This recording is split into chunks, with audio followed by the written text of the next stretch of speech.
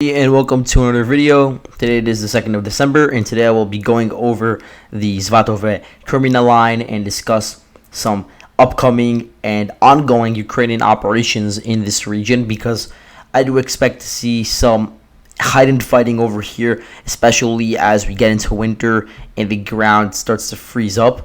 So let's just quickly talk about what's been going on in recent days and then just go into some possible scenarios, analyze the topographic maps and Russian lines of defense in this area. So let's start out with the fact that the Ukrainians have been pushing towards this town called Topographic. So I'm going to zoom in on that actually. You can see this is Topographic.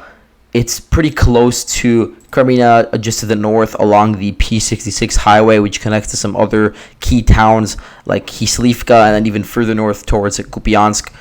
But you can see that Topographic is now very close to the front line, and this is due to a Ukrainian advance in this direction. So previously the front line was closer to the Makivka Nevelske road over here, but the Ukrainians in recent days, they've been pushing past and fighting in these open fields, fighting in these ditches, and they have been able to secure a sort of breakthrough.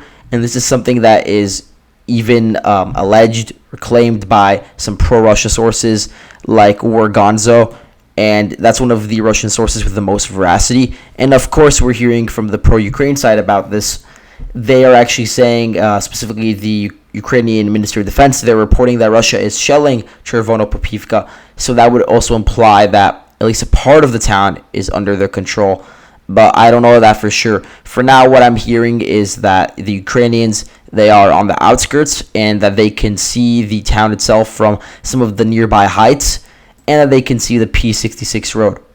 And so that also implies that they have a level of fire control and that they can use their small arms fire, but also artillery and such, to attack whatever supplies or whatever convoys are moving through the P66 road. And this is one of the most important roads in this area because it is supplying Kreminna. In terms of roads that are linking to Kreminna, you have obviously P66 coming in from the north.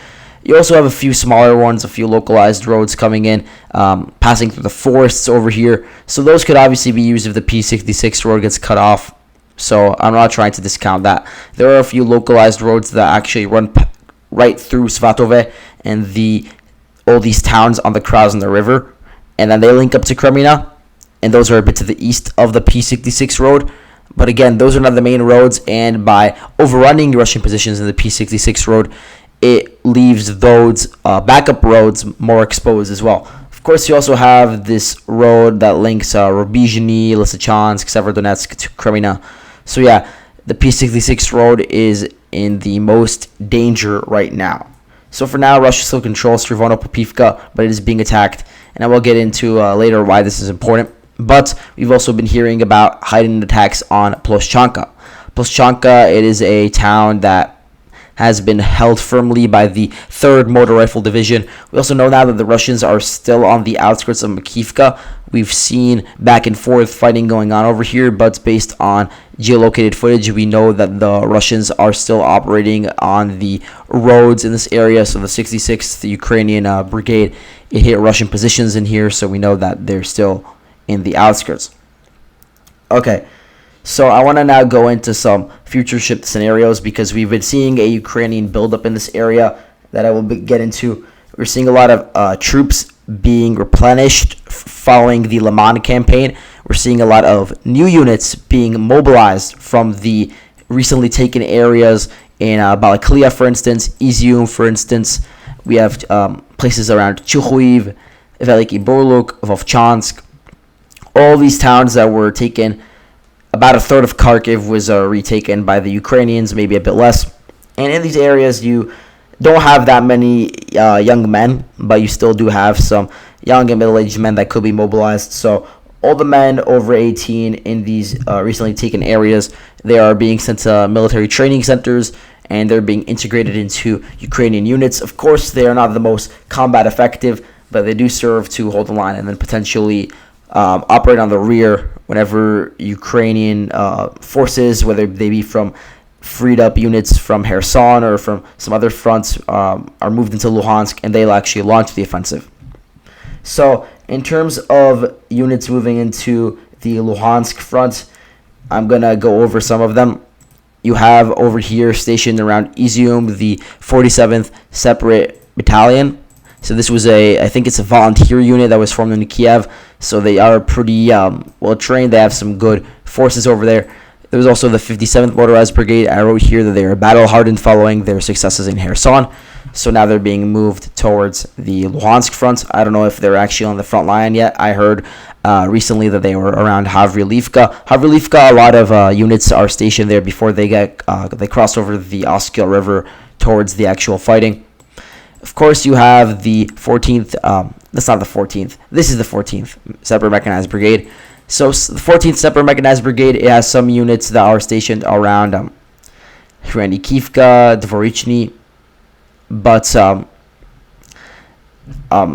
of them are on this bridgehead. Others are a bit further to the south around Petropavlivka and this other town over here, which I don't have the name for, but it is an extension of Petropavlivka. So just separate battalions trying to hold the line around Hranikivka. So they're not actually trying to push forward in this area because Russia has built a pretty stable line of defense from around Tavilzhanka, Horobivka to Vilshana. So that's not really the main issue right now. For now, really, the main push is going a bit further to the south. I did change the map around Kuzemivka a little to reflect the developments over here. So Kuzemivka is not fully under Russian control yet. The videos that we've seen are either this one, which has been geolocated to the northern part of Novoselivske. I saw another one that was geolocated to this block over here. I saw another one that was geolocated to the southern part of Novoselivske, but I've seen none that are in the agricultural enterprises. I've seen none that are in the southwestern corner. So no, it's not fully taken yet. Ukraine is still reporting shelling in this direction, but it is important that Russia take control of this area.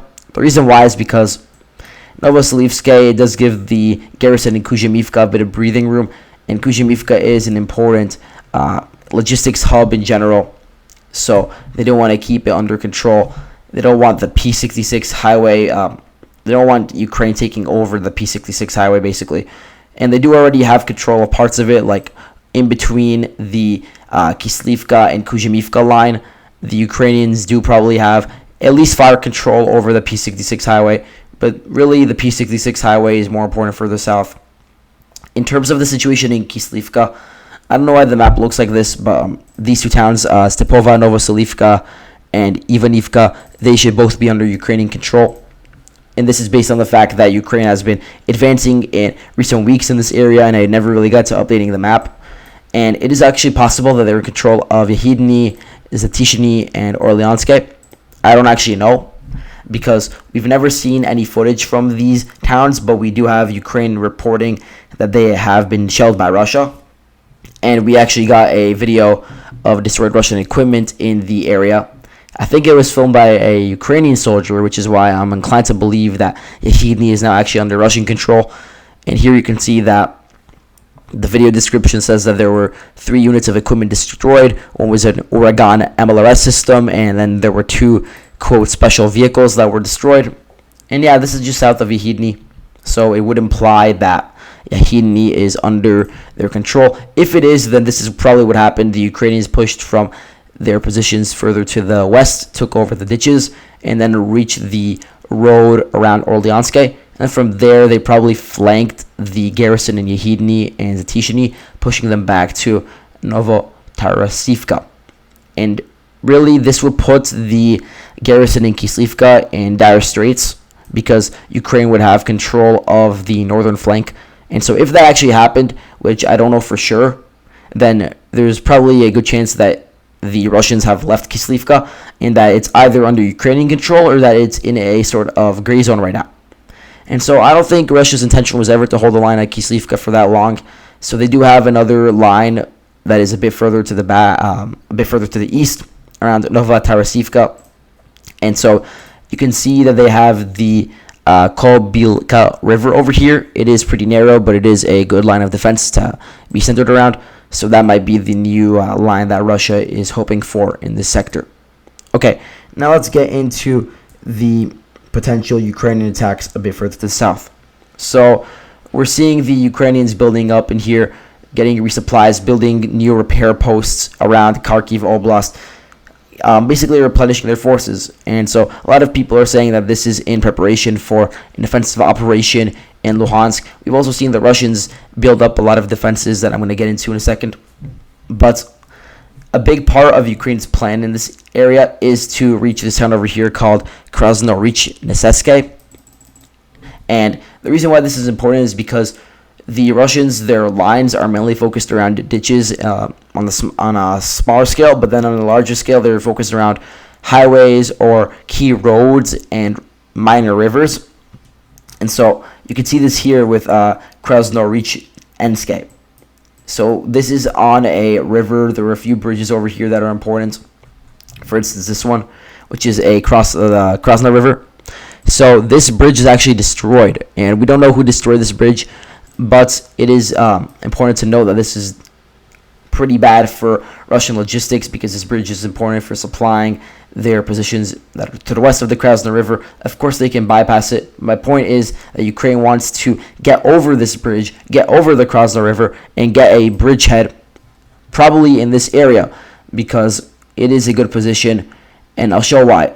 So this would be a way to bypass the Russian garrison in Chervono-Popivka, to bypass the one in Zhitlivka, because you can see that for many months they've been trying to break through in these towns, and they were always pushed back by the Russian entrenched positions, by the Russian artillery. So if they're able to first take Ploshchanka, then cross over the Krasna River, take Krasnoyarsk, from there they can turn south towards the forested area, and they're very good with the forests. They're Ukrainians. They have mastered like the camouflage uniforms, and they were able to do this very well in September when they launched the Balaklia offensive. So maybe they could do something similar over here, and that would flank the Russian positions in these two fortified towns, and then Kreminna would be exposed from the north and, more importantly, from the northeast, where they do have one of their most important roads linking them with Rubizhny, Severodonetsk, etc. And so let's look at the topographic map for a second. You can see that really all the areas around highways and around rivers are lower elevation, which of course makes sense. But the Russians, they realize this, which is why they're not actually building their defenses around the river. They're building it a bit to the east. So you see how this entire area is higher elevation. This is where the Russians are focusing many defenses. That's where they're building their actual trenches. So it is possible that they would be willing to give up land in around Krasnoyarsk, and then the Ukrainians could go in and attack Kreminna, which is on a very low elevation area. And so that threatens the Russians, because you can see Ukraine, they don't have full control of the hilly area to the west of Kreminna, but they can take it over in a two-pronged assault, one from here and then one on obviously the Krasna town. And so from there, Kreminna would be fired upon from high ground, not just from the west, but also from the northeast over here. And so it will put them in a very difficult situation. But what's even more important to the situation in Kreminna is these garbage heaps over here. You see, there are really three main garbage heaps. This one over here, this one over here, and this one over here. So really, the entire area is low elevation besides these garbage heaps. So if Ukraine could somehow get onto these garbage heaps, and from there just get fire control over the entire town, that would just put the Russian army in total disarray. You could see there are three key slag heaps over here. I have them marked. You can see how they're in a very good position, very close to the P66 highway, very close to the key areas of Russian defense. So this is something to look out for. So let's actually look at the Russian defensive lines for a second. This is a map made by Defman. He is very good with satellite imagery and then mapping on the trenches. So I would highly recommend that you look at this map for yourself. I'll link it in the description and follow this account. So you can see here how the Russians, they're building their positions to the east of the P66 road and the Krasna River. You can see that they have trenches built very close to the Russian border, and they have some to the east of Nizhnya Duvanka over here. They have them to the east of Svatove, so yeah, they're willing to give up Svatove. If you look at Svatove for a second, you can see that it's very low elevation area, and so if Ukraine was to step into Svatove without really advancing on along their flanks, then they would be in an exposed position because the Russians would have all these fortified positions to the east that would have artillery, and then the Ukrainians would just be centered around here. So they just could be fired upon, and it would be a pretty difficult situation. So you can see how the defenses are built over here, and they're actually multi-layered. They're usually built around ditches and bush lines and other such natural barriers. So what I've noticed is from footage on the ground, and there actually was a very good video by Sucho Mimis about this. He showed how Russian defensive positions were set up, specifically in Kherson, but I think this could also apply to Luhansk. So I'll also link that video in the description. You can see how in these defenses you first have an anti-tank trench. So this is to prevent mechanized breakthroughs, obviously. So let's say we have our anti-tank trench. Then there's a rampart, which is like this area. It's made into like a hill, and it's very close to the trench. So it's sort of supposed to make it hard for the tank to cross further up if they're able to somehow get over the anti-tank trench. So that's supposed to be a natural barrier. Then if they're able to get past that hilly area, that rampart, and they have to get through the dragon's teeth. So yeah, dragon's teeth are not that effective, but if there's an abundance of them, then eventually one like piece of equipment is going to get stuck in there or get bogged down, especially if it's muddy, and then the Russian artillery can obviously fire onto that isolated tank or isolated vehicle. So besides that, you have the infantry trenches that are just behind the dragon's teeth. So maybe these are the infantry trenches and these are the anti-tank trenches, I don't know. And then around the infantry trenches, you have the vehicle revetments, and then a bit further back, you have the artillery posts, obviously. And so that is the basic structure of the Russian defensive positions in Kherson, for instance. But I'm sure that it could apply to the defenses in Luhansk that are being built right now. Many of them are being built by the mobilized people, the people that were mobilized in Russia, because those people are not necessarily combat effective, so it's better to just put them on the rear to help build defenses. And also probably some like people from the Wagner group are helping out with that.